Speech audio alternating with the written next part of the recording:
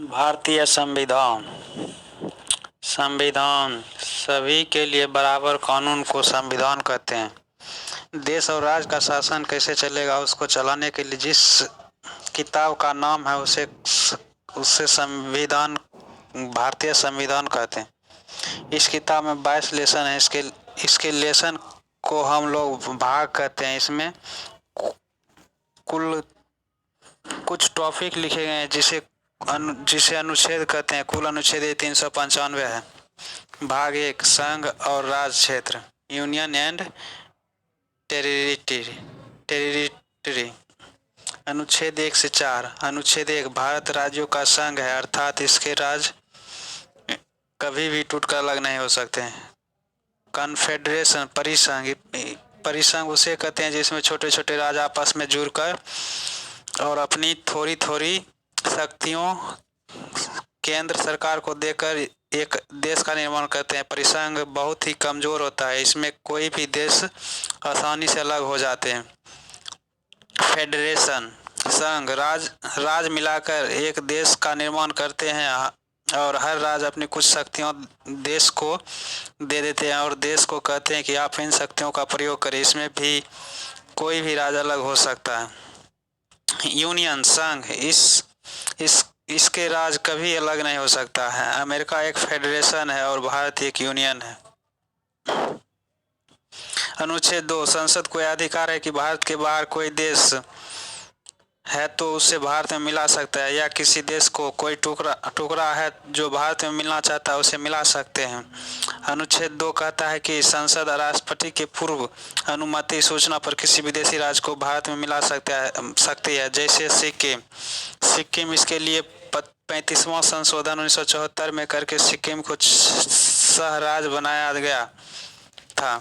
इसके लिए संविधान में एक स्पेशल अनुच्छेद 2 का क जोड़ा गया था, लेकिन फिर सिक्किम को 36वां संविधान संशोधन 16 मई 1975 के द्वारा भारत का 22वां राज्य बनाया गया। अनुच्छेद 3, संसद राष्ट्रपति के पूर्व अनुमति से भारत के किसी भी राज्य को बिना उसके अनुमति नाम, सीमा, क्षेत्र में परिवर्तन कर सकता है, जैसे MP छत्तीसगढ़ 1 नवंबर 2000, यूपी उत्तराखंड 9 नवंबर 2000, बिहार झारखंड 15 नवंबर 2000। अनुच्छेद 4, जब संसद अनुच्छेद 2 का प्रयोग करेगी यानी किसी विदेशी राज्य को मिलाएगी, या अनुच्छेद 3 को प्रयोग करेगी यानी किसी राज्य को तोड़ेगी, तो इसके लिए राष्ट्रपति से किसी विशेष अनुमति की जरूरत नहीं है, क्योंकि इसे अनुच्छेद 368 के बाहर रखा गया है। जिसको अनुच्छेद 368 में रख दिया जाता है उसमें राष्ट्रपति का हस्ताक्षर जरूरी है। अखंड भारत, हमारा भारत अखंड भारत था। सबसे पहले 1893 में डुरंट लाइन खींच दी गई और अफगानिस्तान अलग हो गया। यह अखंड भारत का पहला टुकड़ा था। अखंड भारत का दूसरा टुकड़ा 1935 में म्यांमार बर्मा अलग हो गया। अखंड भारत का तीसरा टुकड़ा पाकिस्तान 1947 में अलग हो गया। पाकिस्तान का विभाजन मुस्लिम जनसंख्या पर हुआ था। एक और पूर्वी पाकिस्तान और एक और पश्चिमी पाकिस्तान हो गया। बाद में पूर्वी पाकिस्तान बांग्लादेश बन गया। रेड क्लिफ रेखा जो भारत पाकिस्तान को अलग करती है और भारत बांग्लादेश के बॉर्डर को जीरो लाइन से जानते हैं। अंग्रेजों ने देशी रियासत को 3 विकल्प दिया। नंबर 1 पाकिस्तान में मिल जाए, या नंबर 2 भारत में मिल जाए, स्वतंत्र देश बनावे। जब देश आज़ाद हुआ तो भारत में 552 से अधिक देशी रियासत थी। 552 देशी रियासतों को मिलाकर फेडरेशन बनाना संभव नहीं था, इसलिए सरदार पटेल को जिम्मेदारी दी गई थी कि इसे मिलाकर यूनियन बनाएं। इस काम में 3 लोगों की महत्वपूर्ण भूमिका थी। Number 1 Sardar Patel, number 2 BP Menon और नंबर 3 माउंटबेटन। इन लोगों ने सभी राज्यों को भारत में विलय करा दिया, किंतु 3 राज्य भारत में विलय के लिए तैयार नहीं थे। नंबर 1 हैदराबाद के निजाम हैदराबाद को पाकिस्तान में मिलना चाहता था, किंतु सरदार पटेल ने मुस्लिम की वर्दी में सेना भेजा जिसे ऑपरेशन पोलो कहा गया। इसी के तहत हैदराबाद को भारत में मिला लिया गया। नंबर 2 जूनागढ़, यह गुजरात का एक रियासत था जो पाकिस्तान में जाना चाहता था, किंतु सरदार पटेल ने जनमत संग्रह कराकर रिफेडरेशन उसे भारत में मिला लिया। नंबर 3 जम्मू कश्मीर। यहाँ की जनता मुस्लिम थी लेकिन राजा हिंदू हरि सिंह थे। उन्होंने कहा कि हम ना भारत में रहेंगे और ना ही पाकिस्तान में रहेंगे, हम स्वतंत्र देश बनाएंगे। तब तक पाकिस्तान आतंकवादियों का घुसपैठ करा दिया। जब हरि सिंह को लगा कि अब हम नहीं बचेंगे तब हरि सिंह ने नेहरू के पास आए और सरदार पटेल ने 26 अक्टूबर 1947 को विलय पत्र पर हस्ताक्षर कराकर भारत का अंग बना लिया। इन सभी देशी रियासतों को मिलाकर एक भारत का निर्माण किया गया। इस भारत को 4 राज्यों में ABCD में बांटा गया है। नंबर 1 ए ब्रिटिश प्रोविंस, वह राज्य जहाँ अंग्रेजों का शासन था 9। नंबर 2 बी प्रिंसियली स्टेट, वह राज्य जहाँ देशी रियासतों का शासन था नंबर 9। नंबर 3 सी कमिश्नरी, वह बड़े शहर जहाँ अंग्रेज केवल उस शहर पर कब्जा किए थे 10। नंबर 4 डी यूनियन टेरिटरी, केंद्र शासित प्रदेश 1। नंबर 1 एसके धर कमेटी, भाषाई आधार पर राज्यों का गठन के लिए सबसे पहला 1948 में एसके धर आयोग का गठन किया गया, किंतु इसमें भाषा के आधार पर राज्यों का गठन विरोध किया। नंबर 2 JVP समिति, जवाहरलाल नेहरू, पट्टाभी सीतारामैया, सरदार पटेल, इन्होंने भी भाषाई आधार पर राज्यों का गठन का विरोध किया। 1952 में तेलुगु भाषा के लिए अलग राज्य मांग करते हुए पेट्टू श्री रामलू भूख हड़ताल पर बैठ गया और 56 दिन भूख हड़ताल के बाद उनकी मृत्यु हो गई। फलस्वरूप जनता का विरोध बढ़ गया। फलस्वरूप नेहरू जी ने 1 अक्टूबर 1953 में मजबूर होकर तेलुगु भाषा के लिए अलग राज्य आंध्र प्रदेश को अलग कर दिया। अंततः यह भाषा के आधार पर गठित होने वाला पहला राज्य बन गया। भाषाई आधार पर राज्यों का गठन के लिए 1953 में फजल अली आयोग का गठन किया गया। इसने अपनी रिपोर्ट 1956 में दिया और भाषाई आधार पर राज्यों को कानूनी मान्यता दे दिया। इस आयोग को फलस्वरूप 7वां संविधान संशोधन 1956 में पारित हुआ। इसमें ABCD को रद्द करके भाषाई आधार पर 14 राज्य तथा 6 केंद्र शासित प्रदेश बनाए गए। PEPSU, Patiala and east Punjab state union, Punjab का पुनर्गठन आयोग के सिफारिश पर हुआ। पेप्सू 4 भाग में टूट गया। Number 1 Himalaya Himachal Pradesh, number 2 Hindi Haryana, number 3 Punjabi Punjab, number 4 UT union territory Chandigarh. इस प्रकार भारत का एक विशाल साम्राज्य जो सिमट कर इतने भागों में रह गया, जिसमें 28 राज्य तथा 7 केंद्र शासित प्रदेश बन गया। पहले केंद्र में 29 राज्य तथा 8 केंद्र शासित प्रदेश थे, लेकिन जम्मू कश्मीर से राज्य का दर्जा छीन लिया गया और 28 राज्य बच गए हैं। पहले 7 केंद्र शासित प्रदेश थे, लेकिन जम्मू कश्मीर और लद्दाख को 2 केंद्र शासित प्रदेश बना देने से इनकी संख्या 9 हो गई। लेकिन एक डिसीजन लिया गया कि दादर नगर हवेली और दमन द्वीप 2 अलग हैं, उन्हें एक कर दिया गया और अब वर्तमान में 28 राज्य और 28 केंद्र शासित प्रदेश हैं।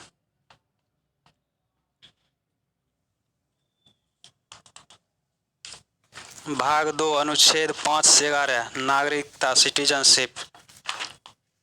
कोई भी देश अपना मूल निवासियों को कुछ विशेष अधिकार देता है। इन अधिकारों को ही नागरिकता कहा जाता है। भारत में गहरी नागरिकता है, अर्थात हम केवल देश के नागरिक हैं, राज्यों का नागरिक नहीं बल्कि निवासी हैं। भारत में नागरिकता ब्रिटेन से लाया गया है। नागरिकता पर पहला विवरण अरस्तू ने दिया। भारत का नागरिक 1955 के अधिनियम पर आधारित है। नागरिकता में पहली बार संशोधन 1986 में किया गया था। नागरिक होने के कारण पैन कार्ड, आधार कार्ड दिया जाता है। गैर नागरिक को यह सुविधा उपलब्ध नहीं है।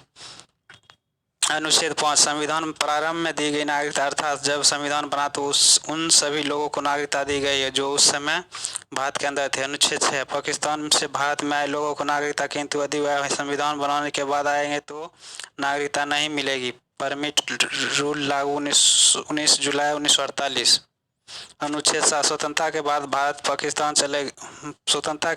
से पाकिस्तान चले गए ऐसे व्यक्ति जो संविधान बनाने से पहले लौट आए तो उन्हें नागरिकता दे दी जाएगी।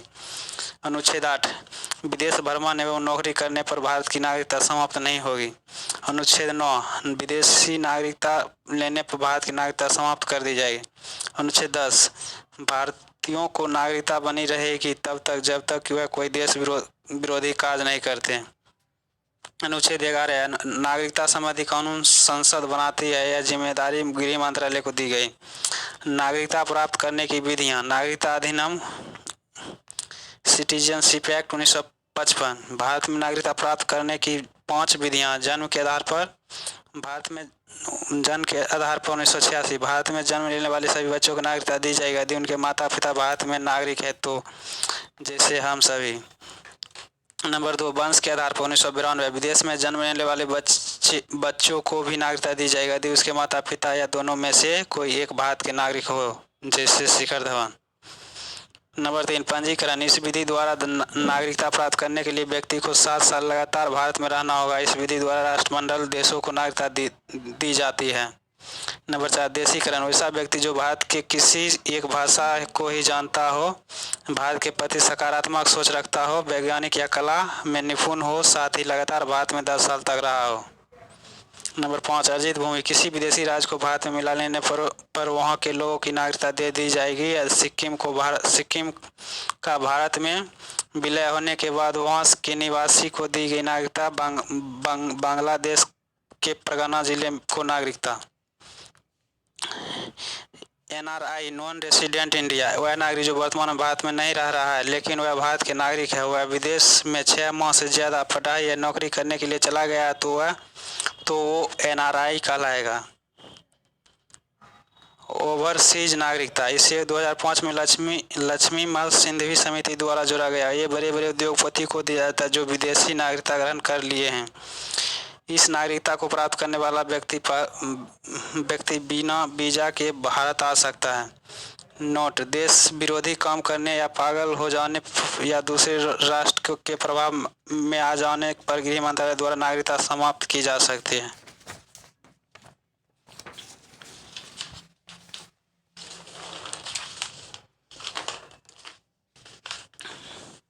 वीजा। किसी दूसरे देश में जाने की अनुमति की आवश्यकता होती है। इस अनुमति को ही वीजा कहते हैं। वीजा किसी दूसरे देश में प्रवेश नहीं कर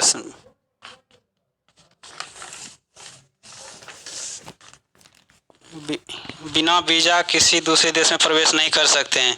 पासपोर्ट। अपने देश को छोड़कर दूसरे देश में जाने के लिए अपने देश से अनुमति लेनी पड़ती है, जिसे पासपोर्ट कहते हैं। CAA citizenship amendment act 2019। नागरिकता संशोधन अधिनियम।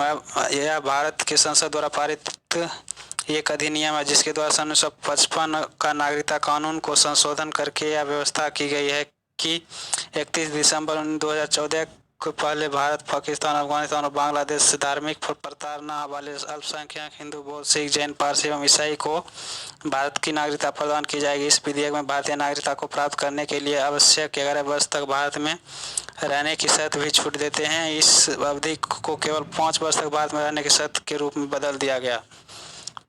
20 दिसंबर 1919 को पाकिस्तान के 7 शरणार्थियों को भारतीय नागरिकता देकर इस अधिनियम को लागू कर दिया गया। NRC national register of citizens. राष्ट्रीय नागरिक रजिस्टर। भारत को राष्ट्रीय नागरिक पंजीकरण भारत सरकार द्वारा निर्मित एक पंजीकरण है जिनके उन भारतीय नागरिकों का नाम है जो असम के वास्तविक वैध नागरिक। या पंजीकरण विशेष रूप से असम के लिए ही बनाई गई थी। जब पाकिस्तान और बांग्लादेश में लड़ाई चल रही थी तो बहुत से लोग वहां से भागकर भारत चले आए और ये सभी लोग धार्मिक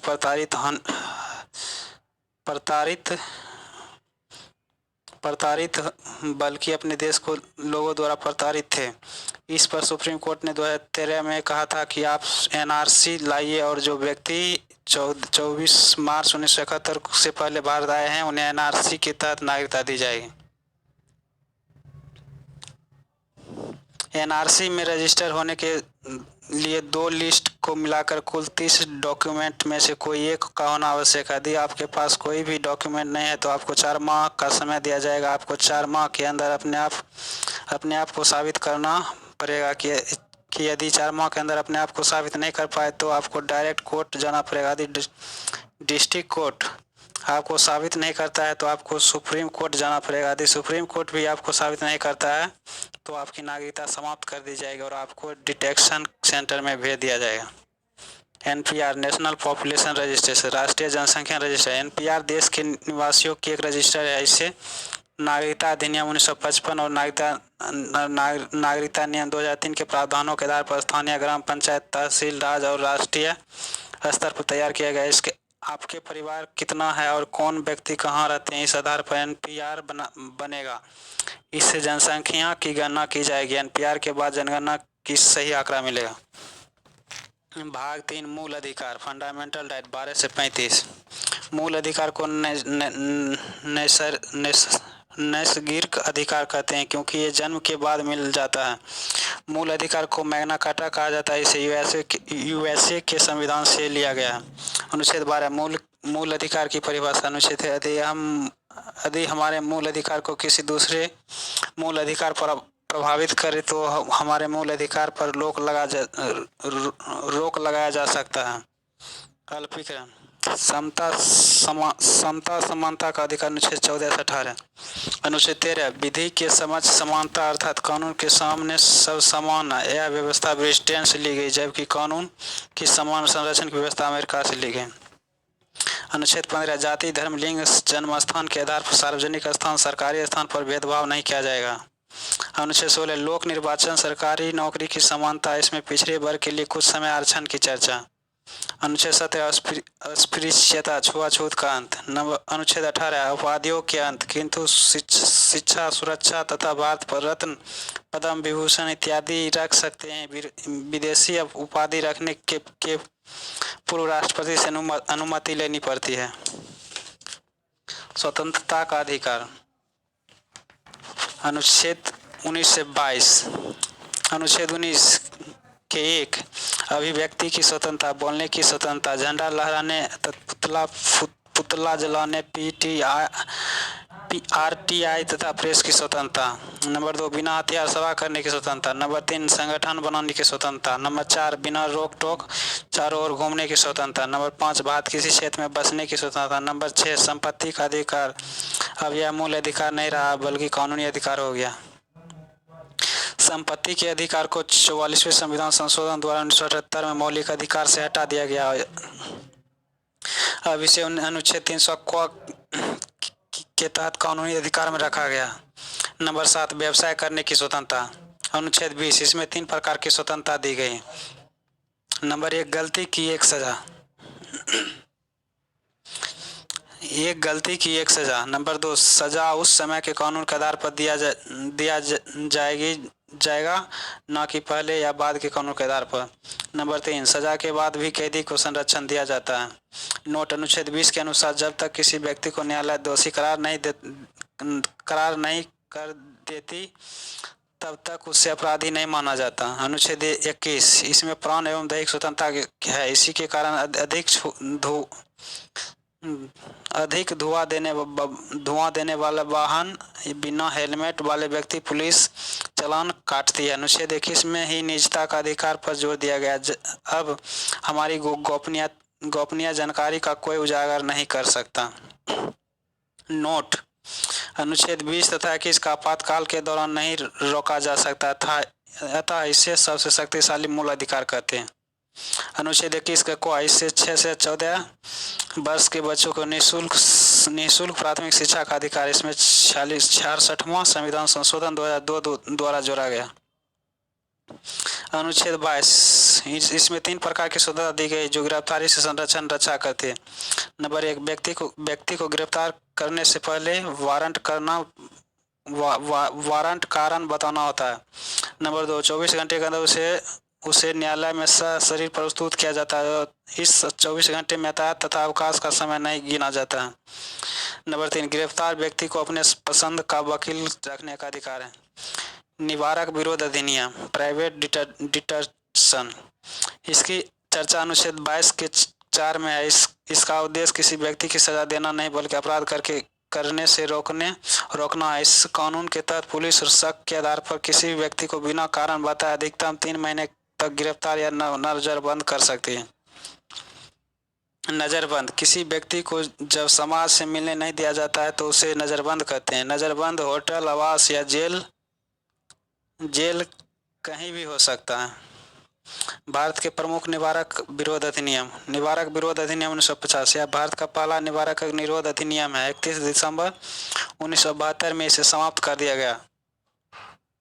number 2, Misa maintenance of internal security act. इसे 1971 में लाया गया, किंतु इसका सर्वाधिक दुरुपयोग हुआ, जिस कारण 1978 में इसे समाप्त कर दिया गया। नंबर 3, राष्ट्रीय सुरक्षा कानून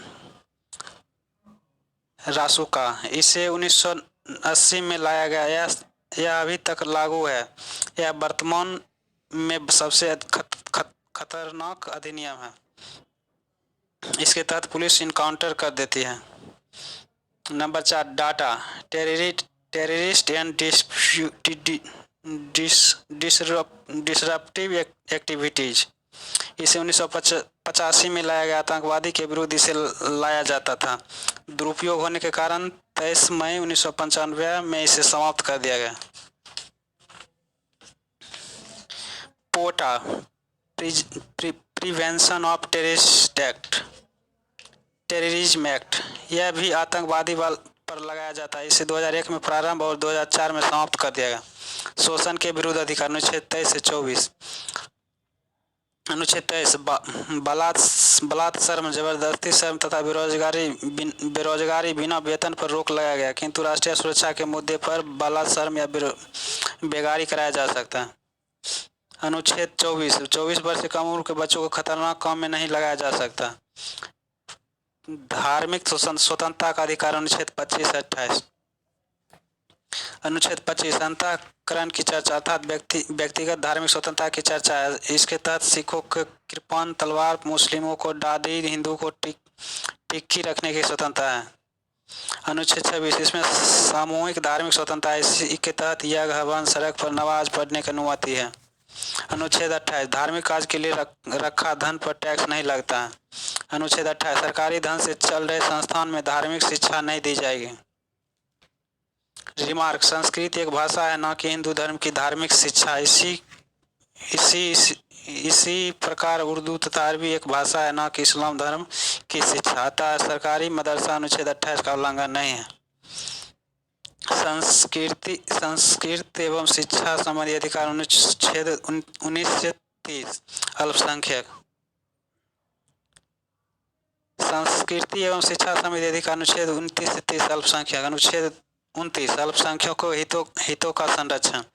इसमें अल्पसंख्यकों की रक्षा और कहा गया कि किसी भी अल्पसंख्यकों को इसकी भाषा या संस्कृति के आधार पर किसी संस्था में प्रवेश से नहीं रोक सकते।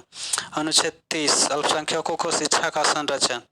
अल्पसंख्यकों यदि बहुत संख्यकों के बीच में शिक्षा लेने से संकोच कर रहा है तो अल्पसंख्यक अपने पसंद की संस्था खोल सकते हैं। सरकार उसे भी ध्यान देगी। अनुच्छेद 31 इसमें पैतृक संपत्ति की चर्चा की गई, जो मूल अधिकार है, किंतु 44वां संविधान संशोधन 1978 द्वारा इससे कानूनी अधिकार बना दिया गया और अनुच्छेद 300 क में जोड़ दिया गया। रिमार्क अनुच्छेद 19 के 6 में अर्जित संपत्ति की चर्चा, जबकि 31 में पैतृक संपत्ति की चर्चा। नंबर 2 मूल अधिकार को हम सरकार या जनता कोई नहीं छीन सकता, जबकि कानूनी अधिकार की जनता नहीं छीन सकती, किंतु सरकार छीन सकती है। इसके लिए सरकार ने भूमि अधिग्रहण विधेयक लाया। संवैधानिक उपचार का अधिकार अनुच्छेद 32। अनुच्छेद 32 संवैधानिक उपचार का अधिकार अनुच्छेद 32 को मूल अधिकार बनाने वाला मूल अधिकार कहा जाता है, क्योंकि इसके द्वारा व्यक्ति हनन के मामले में सीधे सुप्रीम कोर्ट जा सकता है। सुप्रीम कोर्ट 5 प्रकार की रीट याचिका समादेश जारी कर सकते हैं। बंदी, प्रति, परमेश्वर, उसका अधिकार। बंदी, प्रत्यक्षीकरण, प्रतिशोध, परामर्श, उत्प्रेषण और अधिकार परीक्षा। बंदी प्रत्यक्षीकरण हर्बियस कॉर्पस यह व्यक्तिगत स्वतंत्रता का सबसे बड़ा रीट है। यह बंदी बनाने वाले अधिकारों को यह आदेश देता है कि उसे 24 घंटे के भीतर यह शरीर न्यायालय में प्रस्तुत करे। परमादेश मैंडेमस इसका अर्थ होता है हम आदेश देते हैं कि जब कोई सरकारी कर्मचारी अच्छे से काम नहीं करता है तो उस पे यह जारी किया जा सकता है। अधिकार परीक्षा कोवेरेंटो जब कोई व्यक्ति ऐसे कार्य को करने लगे जिसके लिए वह अधिकृत नहीं है तो उसे रोकने के लिए अधिकार परीक्षा आता है। अनुच्छेद 352 राष्ट्रीय आपात के दौरान केवल 20 और 21 ही ऐसा अनुच्छेद है जिसे वंचित नहीं किया जा सकता। प्रतिषेध प्रोहिबिटेशन यह ऊपरी न्यायालय अपने से निचली न्यायालय पर तब लाती है जब निचली न्यायालय अपने अधिकारों का उल्लंघन कर फैसला सुना चुकी रहती है। उत्प्रेषण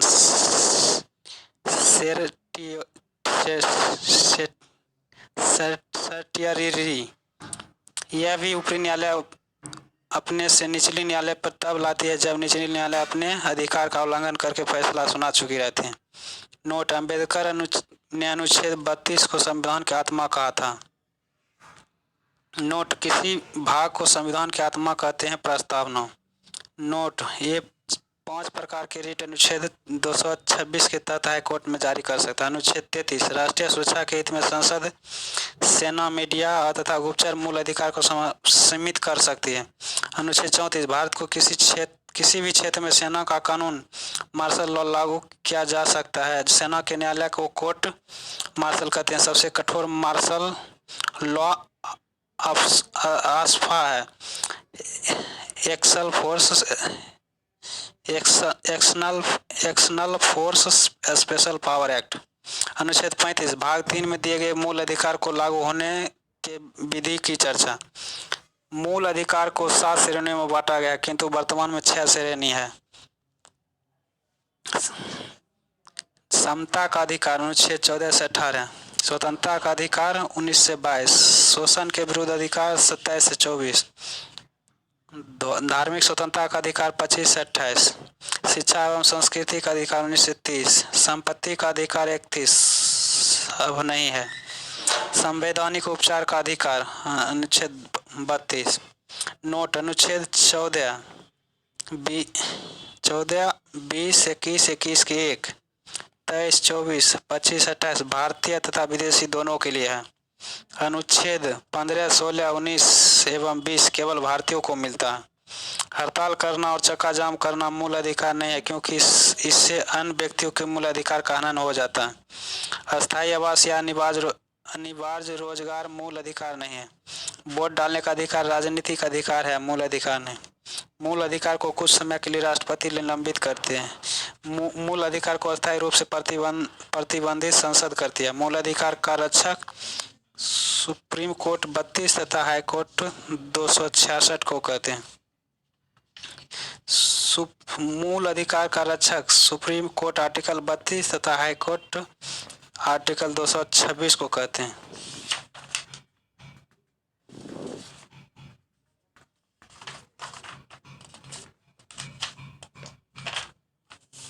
राज्य के नीति निर्देशक तत्व।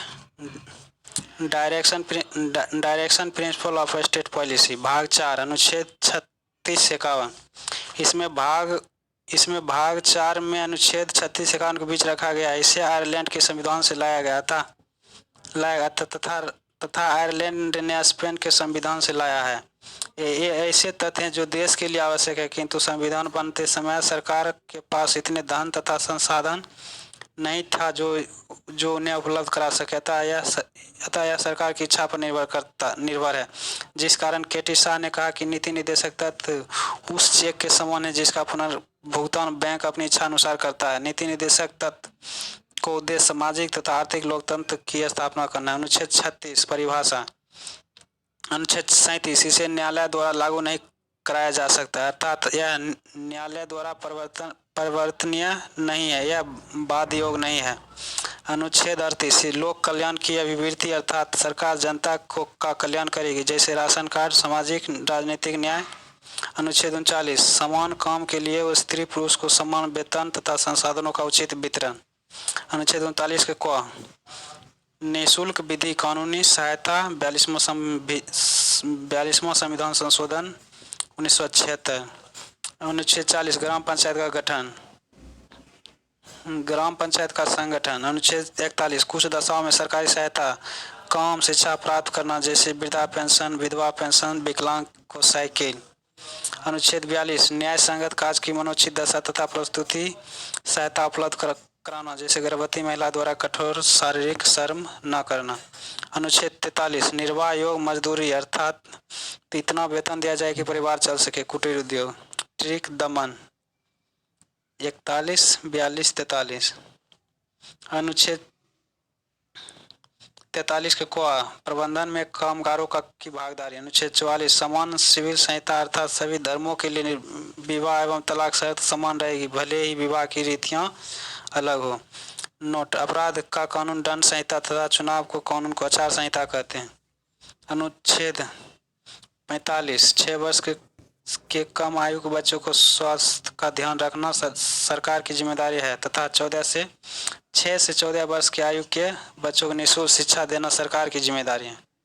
नोट शिक्षा का अधिकार मूल अधिकार बनाकर 21 क में जोड़ दिया है 46वां संविधान संशोधन 2002 के तहत। अनुच्छेद 46 SC ST OBC के लिए विशेष आरक्षण। अनुच्छेद 47 सरकार पोषायुक्त आहार उपलब्ध कराएगी तथा नस्ली दवाई एवं शराब प्रतिबंध लगाएगी। अनुच्छेद 48 को पर्यावरण वन तथा वन जीव की रक्षा करना सरकार का कर्तव्य होगा 42वां संविधान संशोधन 1976। अनुच्छेद 39 राष्ट्रीय स्मारकों की रक्षा करना सरकार का कर्तव्य होगा। अनुच्छेद 50 कार्यपालिका से न्यायपालिका को अलग करना। अनुच्छेद 51 अंतर्राष्ट्रीय शांति को बढ़ावा देना, अंतर्राष्ट्रीय विवादों को मध्यस्थता तथा सुलझा देना। इसी अनुच्छेद के तहत भारत यूएनओ का सदस्य बना। नीति निर्देशक तत्व का वर्गीकरण। नीति निर्देशक तत्व के 3 भाग में बांटे हैं। गांधीवादी अनुच्छेद 40 43 के क 46 47। समाजवादी नंबर 2 समाजवादी 38 39 39 के क 41 42 43। नंबर 3 वैद्विक या उदारवादी 44 45 48 48 के क 49 50 51। नोट मिनर्वा मिल मुकदमे में न्यायालय ने कहा कि सरकार नीति निर्देशक तत्व या मूल अधिकार दोनों पर ध्यान दे अर्थात संतुलन बनाए रखे। न्यायालय को कहा कि नीति निर्देशक तत्व एक लक्ष्य है और इस लक्ष्य पर पहुंचने का साधन मूल अधिकार है। मूल अधिकार तथा निर्देशक तत्व में अंतर। मूल अधिकार नंबर 1 इसे USA से लिया गया, नीति निर्देशक तत्व इसे आयरलैंड से लिया गया। नंबर 2 इसे भाग 3 में रखा गया है, इसे भाग 4 में रखा गया। नंबर 3 यह नैसर्गिक अधिकार होता है यह तथा जन्म से ही मिल जाता है। यह नैसर्गिक नहीं होता है तथा सरकार इसे लागू करने के बाद नहीं है। नंबर 4 यह न्यायालय द्वारा परिवर्तनीय तथा बाद योग्य है, यह न्यायालय द्वारा परिवर्तनीय तथा बाद योग्य नहीं है। नंबर 5 यह सरकार की शक्तियों को घटा देता है अर्थात ऋणात्मक है, यह सरकार के अधिकार को बढ़ा देता है अर्थात धनात्मक है। इसमें पीछे कानूनी मान्यता है, इसके पीछे राजनीतिक मान्यता है। नंबर 7 यह निलंबित हो सकता है या निलंबित नहीं हो सकता। नंबर 8 यह व्यक्ति को भलाई के लिए या समाज की भलाई के लिए मूल कर्तव्य। इसे 42वां संविधान संशोधन 1976 में सरदार स्वर्ण सिंह समिति के सिफारिश पर जोड़ा गया। इसे रूस के संविधान से लिया गया। इसे न मानने पर कोई दंड या प्रावधान है। इसे भाग 4 के क में अनुच्छेद 51 के क के तहत जोड़ा गया है। मूल संविधान में मूल कर्तव्य नहीं थे। 42वां संविधान संशोधन 1976 द्वारा 10 कर्तव्य को 46वां संशोधन द्वारा एक और मौलिक कर्तव्य जोड़ा गया। वर्तमान में मौलिक कर्तव्य की संख्या 11 है। संविधान का पालन करना तथा इसके आदर्श संस्था संसद सुप्रीम कोर्ट हाई कोर्ट राष्ट्रीय ध्वज राष्ट्रीय प्रतीक तथा राष्ट्रीय गान का सम्मान करना। नंबर 2 राष्ट्रीय आंदोलन के प्रेरित करने वाले आदर्शों को पालन करना नारा। नंबर 3 देश की संप्रभुता दबाव रहित शासन एकता और अखंडता को बनाए रखना। नंबर 4 देश की रक्षा करना तथा राष्ट्र की सेवा करना। नंबर 5 देश के लोगों को नम्रता मेला मिलाप तथा भाईचारा बनाए रखना। नंबर 6 देश की समृद्धि और गौरवपूर्ण समृद्धि की रक्षा करना। नंबर 7 वैज्ञानिक दृष्टिकोण अपनाना। नंबर 8 पर्यावरण वन तथा वन्यजीव की रक्षा करना। नंबर 9 सार्वजनिक सरकारी संपत्ति की रक्षा करना। नंबर 10 व्यक्तिगत तथा सामूहिक भलाई के लिए तैयार रहना। नंबर 11 6 से 14 वर्ष के बच्चों के अभिभावक का यह कर्तव्य होगा कि वे अपने बच्चों को प्राथमिक शिक्षा उपलब्ध कराएं। 46वां संशोधन 2002 मूल अधिकार 21 के क 6 से 14 वर्ष वर्षों के बच्चों को प्राथमिक शिक्षा का अधिकार। 46वां संशोधन 2002 मूल कर्तव्य 51 को 6 से 14 वर्ष के बच्चों को अभिभावकों तथा उनकी प्राथमिक शिक्षा देना कर्तव्य। 46वां संशोधन 2002 मूल अधिकार 21 के कौन 6 से 14 वर्ष के बच्चों को प्राथमिक शिक्षा का अधिकार। अब मौलिक अधिकार 51 को 6 से 14 वर्ष के बच्चों को अभिभावक उनकी प्राथमिक शिक्षा देने का कर्तव्य। नोट: शोषण से कमजोर वर्ग की रक्षा करना हमारी मूल कर्तव्य नहीं है।